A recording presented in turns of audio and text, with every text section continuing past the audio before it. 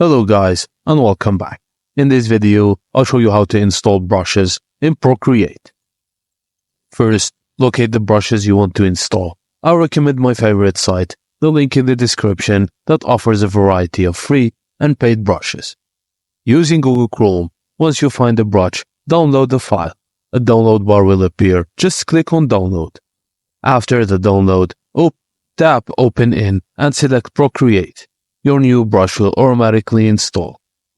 Open Procreate and you'll find your new brushes under Imported or in a new section at the top of your brush list. Now, download the brush, which will save you to your downloads icon at the top right corner. Tap the file and it will automatically open in Procreate. And that's it guys, as simple as that. Thank you for watching and please don't forget to like and subscribe for more.